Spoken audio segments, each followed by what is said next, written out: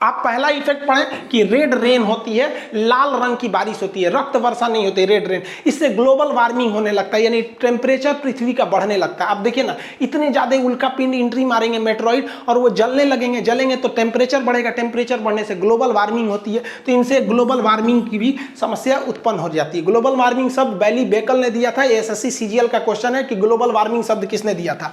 अगला, ये जब पृथ्वी पर एंट्री मारते हैं तो जलने के बाद इनका राख पृथ्वी पर रह जाता है, और अगर ये नहीं जले, उल्का पिंड बन के पृथ्वी पे धमाक से गिर गए तो भी पृथ्वी का मास जो है वो द्रव्यमान बढ़ जाता है। और पृथ्वी का मास बढ़ रहा है, और किसी चीज का जब मास बढ़ता है तो उसकी ग्रेविटेशन पावर बढ़ने लगती है। तो पृथ्वी का गुरुत्वाकर्षण पहले की तुलना में अब ज्यादा बढ़ रहा है, क्योंकि उसकी मास बढ़ रहा है। किसके वजह से? उल्का पिंड के वजह से।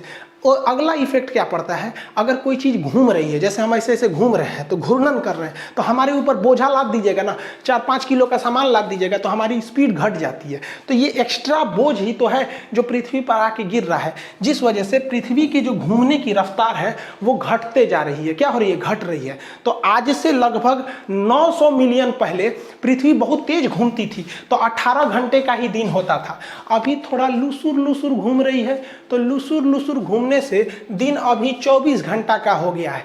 हम तो चाहते हैं कि इतना न धीमा घूमे पृथ्वी कि दिन 30 घंटे का हो जाए, लेकिन 900 मिलियन के बाद ये दिन 30 घंटे का होगा। 30 घंटे का हो जाता तो कितना बढ़िया रहता। 6 घंटा में काम कर लेते, बाकी 24 घंटा में अपना एप्लीकेशन पे पढ़ाओ, यूट्यूब पे पढ़ाओ, कहीं पढ़ाओ, समझे? दिने छोटा हो जाता है।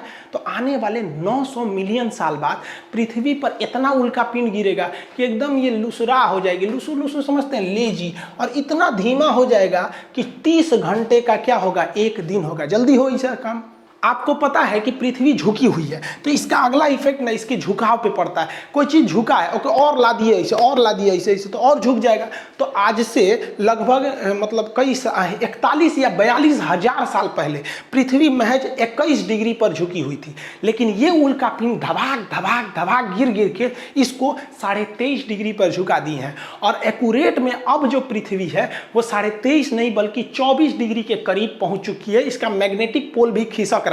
तो अब दोबारा अगर गणना होगा ना, जिस तरह से हिमालय 8848 से माउंट एवरेस्ट की ऊंचाई 8850 हो गया ना, वैसे अब पृथ्वी लगभग 24 डिग्री पर इंक्लाइंड कर रही है इसी उल्का पिंडों के वजह से। और लास्ट तो आपको पता ही है कि इस पे क्या होता है? क्रेटर बन जाते हैं, गड्ढा बन जाता है। जहां गिरेगा वहां क्या हो जाता है? गड्ढे का निर्माण कर देते हैं।